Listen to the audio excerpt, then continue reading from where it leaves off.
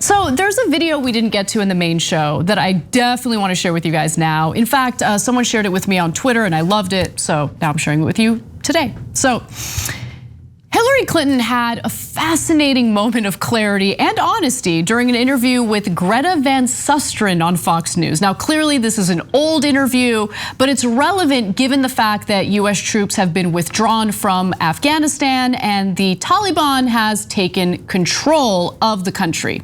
Now, Hillary Clinton was asked about the war in Afghanistan back in the day, and what she said was brutally honest and correct. Let's watch. To be fair, we had helped to create the problem we're now fighting. How? Because when the Soviet Union invaded Afghanistan, we had this brilliant idea that we were going to come to Pakistan and create a force of mujahideen, equip them with Stinger missiles and everything else to go after the Soviets inside Afghanistan. And we were successful. The Soviets left Afghanistan, and then we said, great, goodbye, leaving these trained people who were fanatical in Afghanistan and Pakistan, leaving them well armed, creating a mess, frankly, that at the time we didn't really recognize. We were just so happy to see the Soviet Union fall, and we thought, okay, fine, we're okay now. Everything's going to be so much better. Now you look back, the people we're fighting today, we were supporting in the fight against the Soviets. Yeah, look, what's really frustrating about the media is that there'll be moments of clarity like that, and then everybody has collective amnesia, as if she never said it, right? As if that wasn't true. And by the way, her saying it doesn't make it true. Her not saying it doesn't make it false, right? But in this case, she is correct. And now the reason why it's relevant that Hillary Clinton says it is because the media is obsessed with people who are credible. Another way of pronouncing that is powerful. And so since the media serves the powerful, when someone like Hillary Clinton says it, sometimes they pay attention. Like otherwise with the knuckleheads, do they know how many people that work in media know that we arm the mujahideen, right? How many people that work in media even know what mujahideen is, right? And so that's the sorry state of journalism in America. And look, I gotta be honest, she's talking about a segment. She's not referring to the segment that I did, but it's the same topic. And it's one of the pieces that I'm most proud of in all the nearly 20 years that we've done TYT. Because I broke down why the Muslim world got as radicalized. This again, not the whole world, a small percentage, but an important percentage got radicalized. And it was two governments that were primarily responsible. One was the Saudi government and the deal that they struck with the Wahhabis. And the second government was America, because of what Hillary Clinton was referring to there. I went and read foreign policy magazines, books, etc. And it became clear that both the Saudis and the Americans captured the local media, newspapers and radio stations most of all, but some TV as well. And they pumped in the message that radical Islam was great, and that if you were a true Muslim, you would be violent. And wow. Isn't that amazing? And then they gave Stinger missiles to the Mujahideen and said, now go get who? The godless atheists in the Soviet Union. So if you were a true Muslim, you would kill the atheists. So that was our contribution to radicalizing some portion of Islam. The Saudis did it all over the world, in Southeast Asia and Middle East, obviously, etc.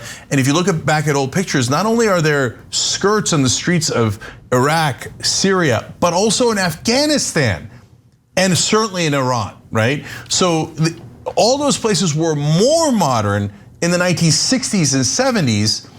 And why did they switch in the 80s? Because that's when the Soviet Union went into Afghanistan, and that's when the Saudis struck the deal with the Wahhabis. And then they go and buy the media and influence Muslims to be more violent and more fundamentalist. To defeat the Soviets. To defeat the Soviets. Yeah. But then they unleashed this monster that we've been fighting ever since. And now you think, well, oops, that was blowback that we didn't expect. Yes, that's true, and I don't think that it was that conspiratorial when they first did it in terms of leading to more wars and that being a good thing. But it did turn out that defense contractors loved it, aided and abetted it, and certainly poured fuel on that fire with all the politicians going forward. They're like, oh yeah, that's a good idea. Yes, we should militarize. Violence is the answer.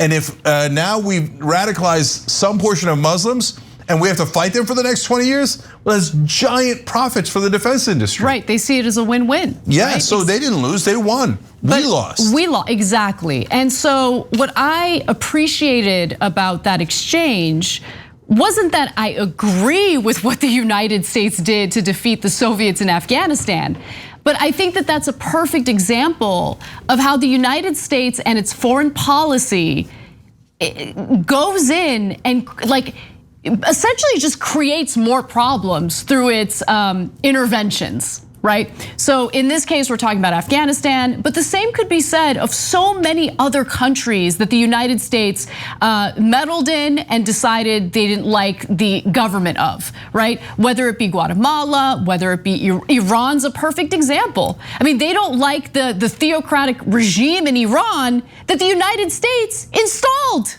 The United States did that. I mean, the United States orchestrated a coup to topple a democratically elected leader and installed the theocracy that they're now wanting to fight against. This is what we see happen over and over and over again. And what's fascinating is that that clip featuring Hillary Clinton, pretty much forgotten. Someone sent it to me on Twitter today and I thought it was fascinating. I had never seen that clip. And that's why I'm sharing it with you guys today. I think it's something that could help us learn from the mistakes of our past. Yeah, well, at least one more thing here. First of all, we helped the Afghans defeat the Soviet Union. Do the Afghans look like they need help in defeating empires? And they got that on lockdown. They've been doing it for hundreds, if not thousands of years now. Go ask the Persian Empire, go ask the Russian Empire, our empire, etc. Now you go in those valleys and you're gonna come running out. That's what's gonna happen, it's just a matter of time, right? So they didn't need us to radicalize them to defeat the Soviet Union. It was just an unmitigated disaster on our end.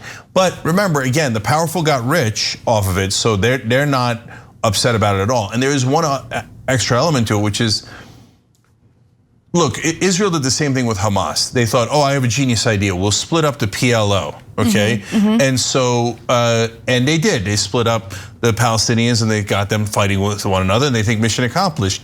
Except the thing that came out of that was Hamas. Oops, not mission accomplished. Now you think for the citizens of Israel, that's terrible. For the citizens of America, for what we've done, we've had so much blowback and it's been terrible, right? But when you look at it from the perspective of right-wing leaders, whether it's the Netanyahus or the Cheneys or the Trumps or the Bushes of the world, they think, wait, was it so bad? Every time there's war, people get scared and they vote for the right-winger. That's right.